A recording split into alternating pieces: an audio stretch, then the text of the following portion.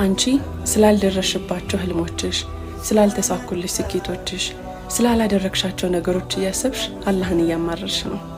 አላህ ግን ከስንትና ስንት በላ እንደጠበቀሽ በማይታይ ጥበቃው እቅፍ ድግፍ አድርጎ ከስንት መጥፎ አደጋዎች እንደሰተረሽ እሱን አስበሽው ታውቂያለሽ?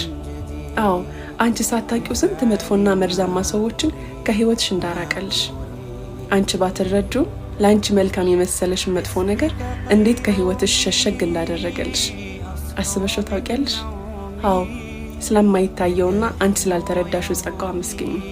ምናልባትም ዛሬ መኖርሽ ዛሬ መቆምሽ ህልውና አንቺ ሳታውቂው ከመጥፎ ነገርሽ መጠበቅሽ ነውና አላህን አመስግኝ። አልሐምዱሊላህ ረብል ዓለሚን።